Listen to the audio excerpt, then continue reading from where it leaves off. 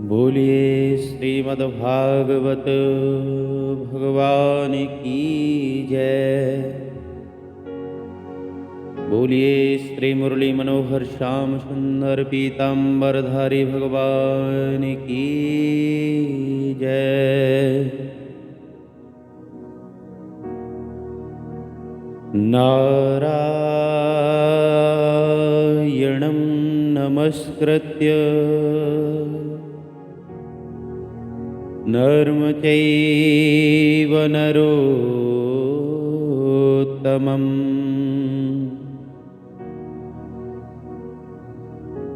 दैवीं सरस्वतीं व्यासं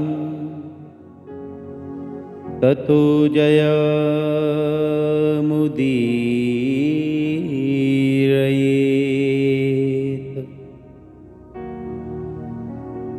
कृष्णाय वासुदेवाय हरये परमात्मने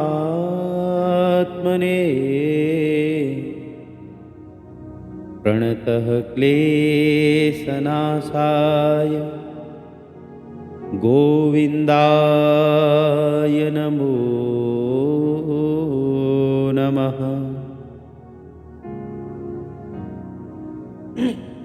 नारायण। प्रातः स्मरणीय, अर्चनीय, वंदनीय परम पूज्यपाद अनंत विभूषित ममदेव श्री सद्गुरुदेव भगवान के उन दिव्य श्री चरण कमलों में हमारा बार बार साष्टांग दंडवत प्रणाम स्वीकार हो।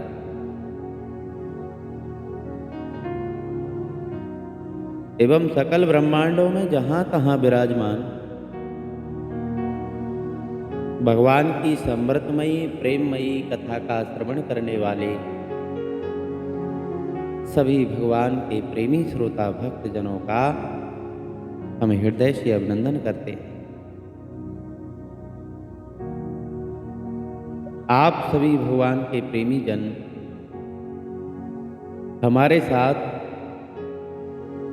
श्री वेदव्यास जी महाराज द्वारा रचित श्रीमद् भागवत महापुराण की मूल कथा का श्रवण कर रहे हैं, जिसमें द्वितीय स्कंद के अंदर आज 9वें अध्याय का श्रवण करेंगे। इसका प्रसंग है कि ब्रह्मा जी का और भगवान का दोनों का मिलन हुआ और भगवान नारायण ने ब्रह्मा जी के लिए ये श्रीमद् भागवत का 4 श्लोकों में निरूपण किया और इन्हीं 4 श्लोकों को श्री वेदव्यास जी महाराज ने 18,000 श्लोकों में परिवर्तित कर दिया, क्योंकि भगवान की जो कथा है वो तो अनंत है, उसकी कोई सीमा नहीं है। तो जब परीक्षित महाराज ने श्री सुखदेव जी भगवान से पूछा कि भगवान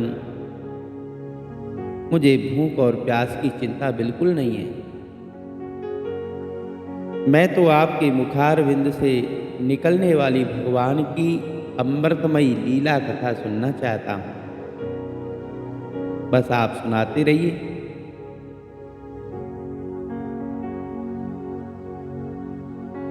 तो श्री सुखदेव जी भगवान ने कहा कि राजन, ये श्रीमद् भागवत कथा सृष्टि के आदि में भगवान नारायण ने ब्रह्मा जी के लिए सुनाई, सो तुम प्रेम पूर्वक एकाग्र चित्त से इसका श्रवण करना। श्री सुखदेव जी भगवान ने कहा कि हे राजन, जैसे सपने में देखे जाने वाले पदार्थों के साथ उसे देखने वाले का तो कोई संबंध होता ही नहीं, उसी प्रकार देह आदि से अतीत अनुभव स्वरूप आत्मा का माया के बिना दृश्य पदार्थों के कारण दृश्य पदार्थों का माया के बिना कोई संबंध नहीं हो सकता।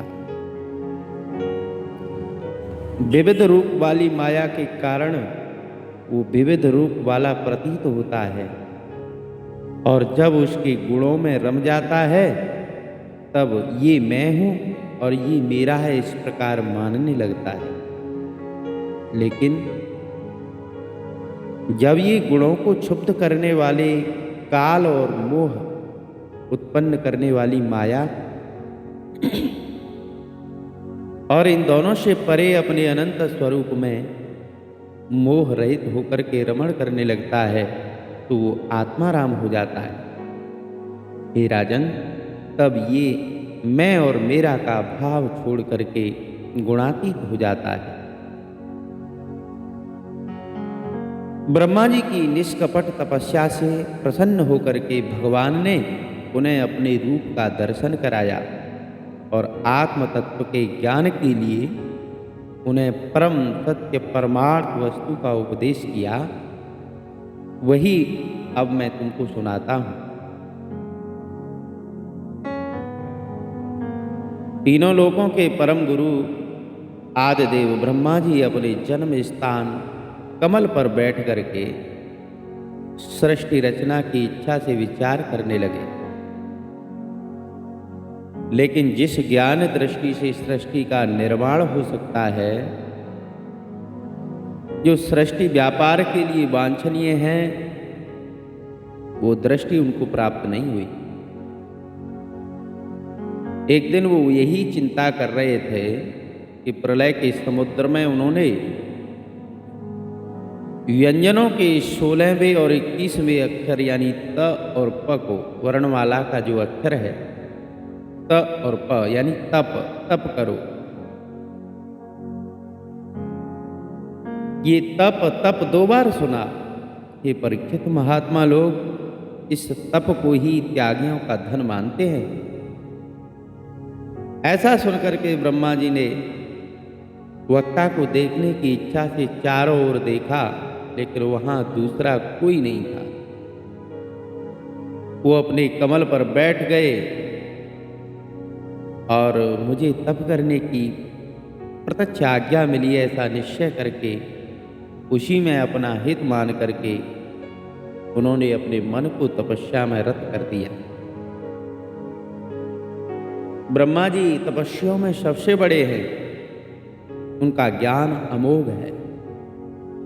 उन्होंने उस समय 1000 दिव्य वर्षों तक एकाग्र चित्त से अपने मन, प्राण, कर्मेंद्रिय और ज्ञानेंद्रियों को वश में करके ऐसी कठोर तपस्या की जिससे वे समस्त लोगों को प्रकाशित करने में समर्थ हुए।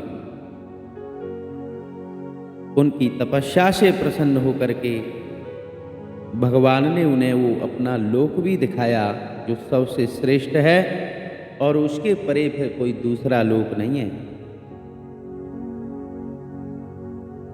उस लोक में किसी भी प्रकार के क्लेश, मोह और भय नहीं है। जिन्हें कभी एक बार भी उसके दर्शन का सौभाग्य प्राप्त हुआ है, वो देवता बार बार उसकी स्तुति करते रहते हैं। वहां रजोगुण, तमोगुण और इनसे मिला हुआ सत्वगुण भी नहीं है। ये राजन, वहां काल की दाल नहीं गलती और ना ही माया कदम रख सकती है। अब बताओ, माया के बाल बच्चे तो फिर कैसे जा सकते हैं? वहां भगवान के पार्षद निवास करते हैं, जिनका पूजन देवता और दैत्य दोनों ही करते हैं। उनका उज्ज्वल आभा से युक्त श्याम शरीर 100 दलों वाले कमल के समान कोमल नेत्र और पीले रंग के वस्त्र से शोभायमान है। अंग अंग से सौंदर्य बिखरता रहता है। वो कोमलता की मूर्ति में है। सभी के 4 भुजाएं हैं। वे स्वयं तो अत्यंत तेजस्वी हैं ही। मणि जड़ित सोने के प्रभामय आभूषण भी धारण किए रहते हैं। उनकी छवि मूंगे, वैधूर्यमणि और कमल के उज्ज्वल तंतु के समान है। उनके कानों में मकराकृति के कुंडल, मस्तक पर मुकुट शोभायमान है और कंठ में दिव्य मालाएं धारण किए हुए। जिस प्रकार आकाश बिजली सहित बादलों से शोभायमान होता है, वैसे ही वो लोग मनोहर कामनियों की कांति से युक्त महात्माओं के दिव्य तेजोमय विमानों से जगह जगह पर सुशोभित होता रहता है। उस वैकुंठ लोक में लक्ष्मी जी बहुत सुंदर रूप धारण करके अपनी विविध विभूतियों के द्वारा भगवान के श्री चरण कमलों की सेवा करती रहती हैं। कभी कभी जब वो झूले पर बैठ करके अपने प्रियतम की लीलाओं का गायन करने लगती हैं, तो उनके सौंदर्य और सुरभि से उन्मत्त होकर के भौरे स्वयं ही माता लक्ष्मी जी का गुणगान करते रहते हैं। तो ऐसे लोक को ब्रह्मा जी ने देखा। उस लोक में समस्त भक्तों के रक्षक लक्ष्मीपति, यज्ञपति, विश्वपति भगवान विराजमान है। सुनंद, नंद, प्रबल और अरहण आदि मुख्य पार्षद गण उन प्रभु की सेवा कर रहे हैं। उनका मुख कमल प्रसाद मधुर मुस्कान से युक्त है। आंखों में लाल लाल डोरियां हैं, बड़ी मोहक और मधुर चितवन है। ऐसा लगता है कि अभी अभी अपने प्रेमी भक्त को अपना सब कुछ देकर के आए हैं। सिर पर मुकुट, कानों में कुंडल और कंधे पर पीतांबर जगमगा रहे हैं।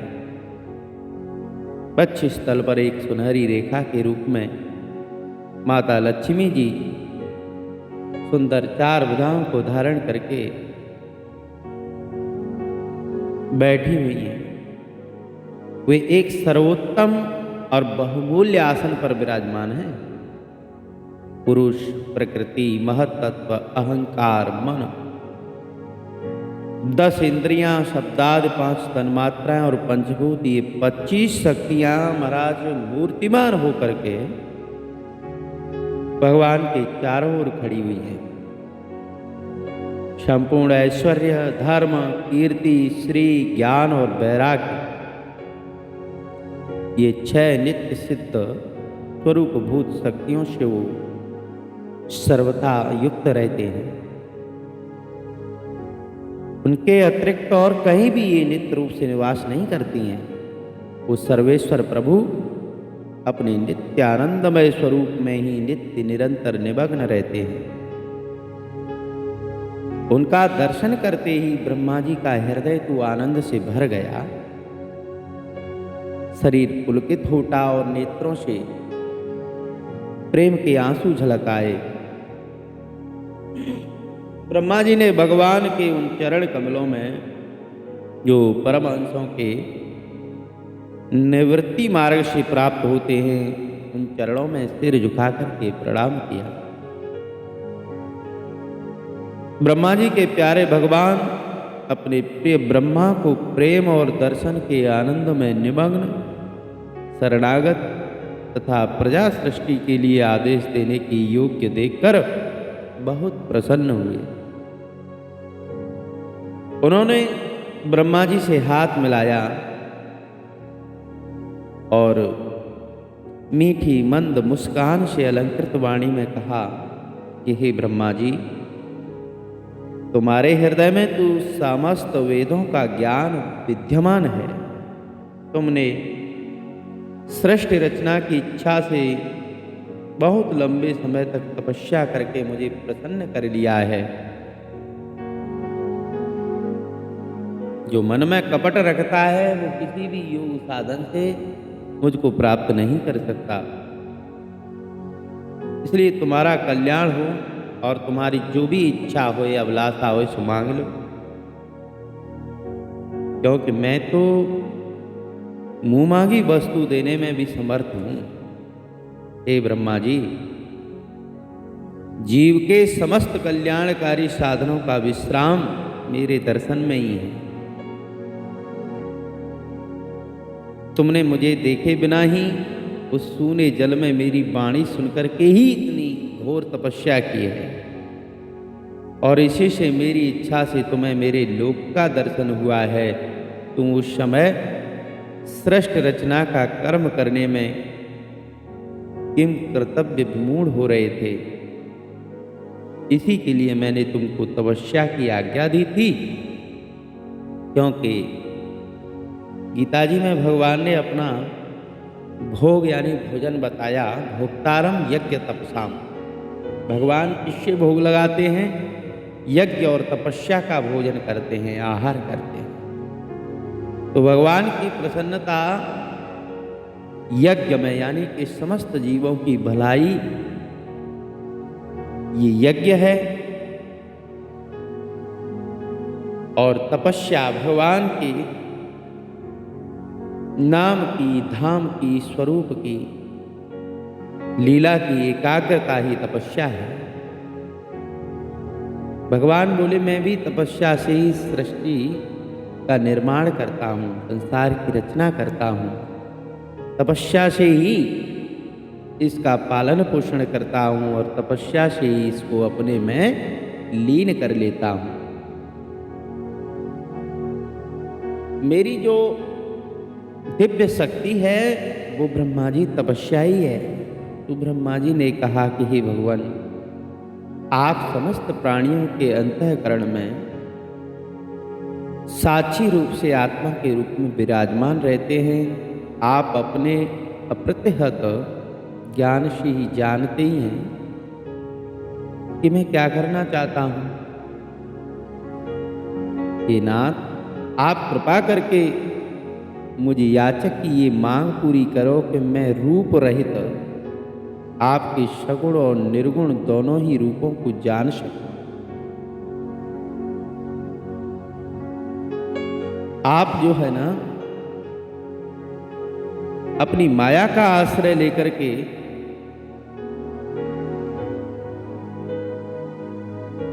इस जगत की रचना करते हो। आप माया के स्वामी हो। आपका संकल्प कभी व्यर्थ नहीं जाता।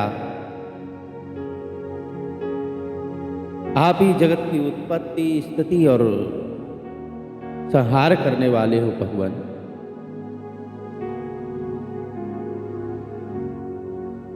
आप मेरे ऊपर ऐसी कृपा करो कि मैं भी सावधानी से आपकी आज्ञा का पालन कर सकूं। सृष्टि की रचना करते समय मैं कर्तापन के अभिमान से न बंध जाऊं, ऐसी कृपा करो। आपने एक मित्र के समान हाथ पकड़ करके मुझे स्वीकार किया है, अतः जब मैं आपकी सेवा सृष्टि रचना में लगूं तो सावधानी से पूर्व सृष्टि के गुण कर्मानुसार जीवों का विभाजन करके लगूं। तब कहीं अपने को जन्म कर्म से स्वतंत्र मान करके भगवान मैं अभिमान न कर बैठूं। जब कभी अभिमान हो तो भगवान मेरी रक्षा करना। तो श्री भगवान ने कहा कि हे ब्रह्मा,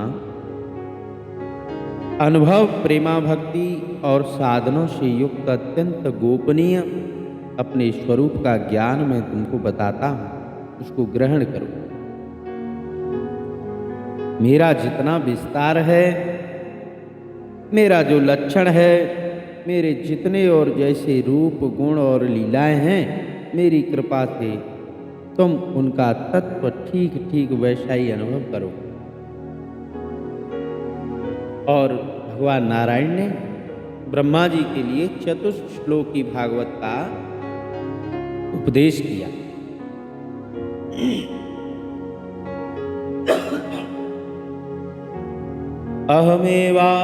अहमेवाशमेवाग्रे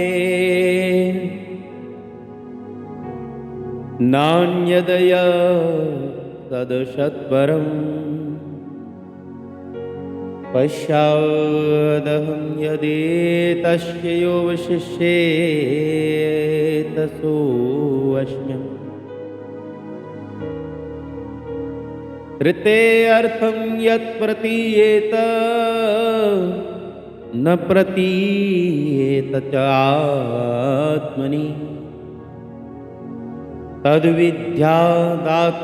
मायां यथा भासो यथा तमः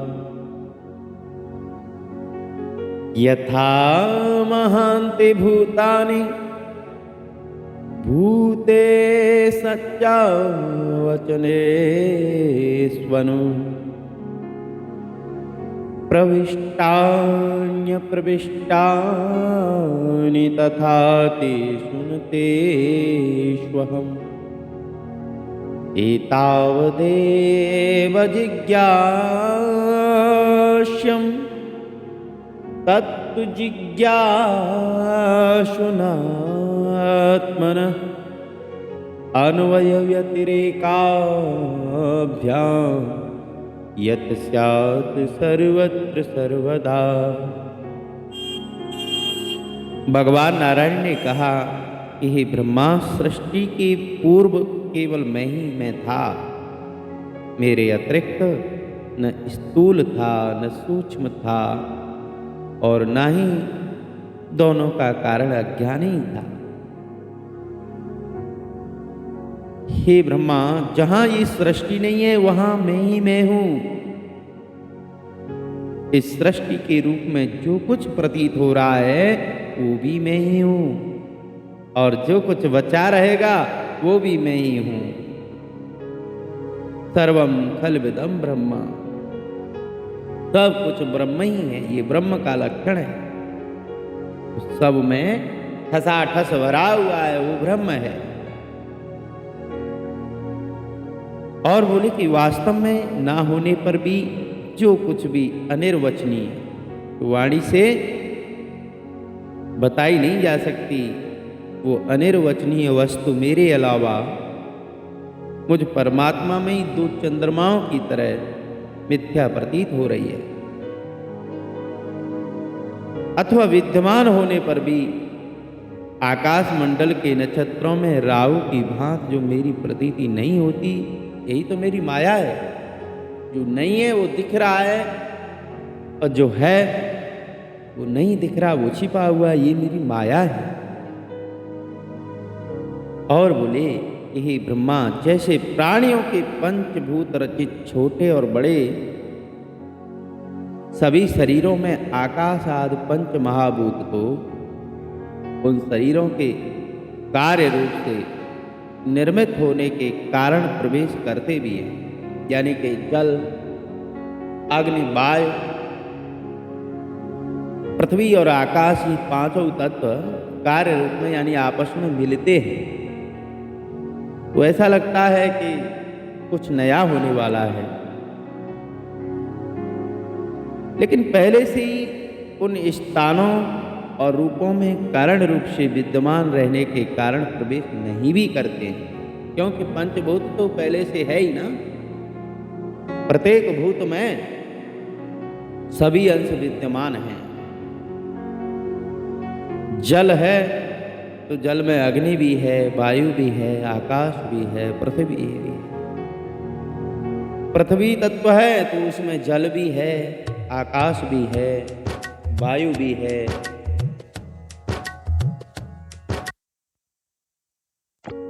इस प्रकार प्रत्येक पंचभूत, हरेक भूत में पंचभूत विराजमान है तो कारण रूप से भी है। वैसे ही उन प्राणियों के शरीर की दृष्टि से मैं उनमें आत्मा के रूप में प्रवेश किए हुए पहले से ही हूं और आत्म दृष्टि से अपने अलावा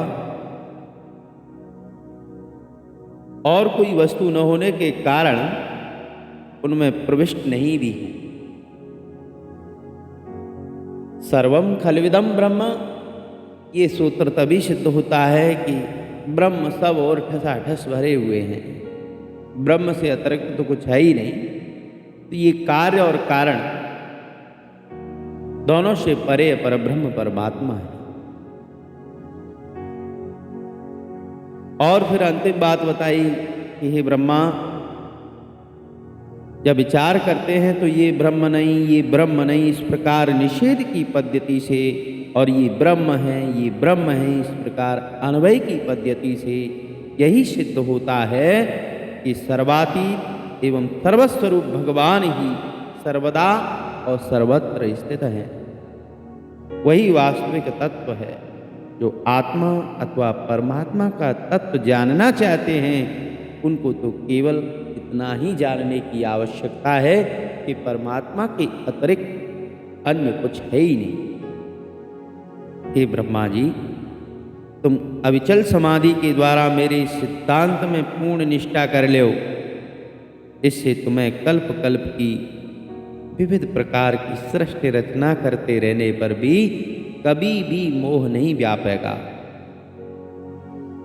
और महाराज, इस प्रकार लोक पिता ब्रह्मा जी के लिए भगवान नारायण ने चतुश्लोकी भागवत का उपदेश देकर के अपने आप को छिपा लिया।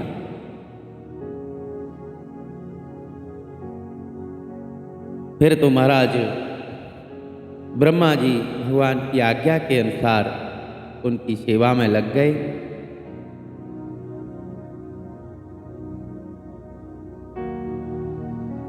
श्री सुखदेव जी भगवान कहते हैं कि राजन, जब ब्रह्मा जी ने देखा कि भगवान ने तो अपने इंद्रिय गोचर स्वरूप को हमारे सामने नेत्रों से हटा लिया है, तो पूर्व के कल्प में जैसी सृष्टि थी उसी रूप में इस विश्व की रचना कर दी। एक बार धर्मपति प्रजापति ब्रह्मा जी ने सारी जनता का कल्याण हो, इस स्वार्थ की पूर्ति के लिए विधि पूर्वक यम और नियमों को धारण किया। और उस समय उनके पुत्रों में सबसे अधिक प्रिय परम भक्त देवर्षि नारद जी ने मायापति भगवान की माया का तत्व जानने की इच्छा से बड़े संयम, विनय और सौम्यता से उनकी सेवा की, और उन्होंने सेवा से ब्रह्मा जी को संतुष्ट कर लिया। जब नारद जी ने देखा कि पिताजी मेरे ऊपर प्रसन्न हैं, तो उनसे प्रश्न किए। ब्रह्मा जी बड़े प्रसन्न हुए और उन्होंने ये 10 लक्षणों वाला भागवत महापुराण ही नारद जी महाराज को श्रवण कराया। हे राजन, जिस समय मेरे परम तेजस्वी पिता श्री व्यासी महाराज सरस्वती नदी के किनारे पर बैठ करके परमात्मा के ध्यान में मग्न थे, तो उस समय देवर्षि नारद जी ने वही भागवत मेरे पिताश्री को सुनाया। तुमने मुझसे जो प्रश्न किया था कि विराट पुरुष से इस जगत की उत्पत्ति कैसे हुई, और दूसरे भी जो बहुत से प्रश्न किए हैं, उन सब का उत्तर मैं उसी भागवत महापुराण के रूप में तुम्हें श्रवण कराऊंगा। इस प्रकार श्रीमद् भागवत महापुराण की मूल कथा में द्वितीय स्कंद के अंतर्गत 9वें अध्याय का समापन हुआ। आप सभी भगवान के प्रेमी श्रोता भक्तजनों का हम बारंबार अभिनंदन करते हैं कि आप इसी प्रकार भगवतमयी बुद्धि के अनुसार भगवान की लीलाओं का श्रवण करते हो। आप हमारे इस YouTube चैनल को भी सब्सक्राइब कर लें और वीडियो को भी दूसरे भक्तों के पास शेयर करने का कार्य करें। अब आप सभी भक्तों से हम विदा लेते हैं। नारायण नारायण नारायण।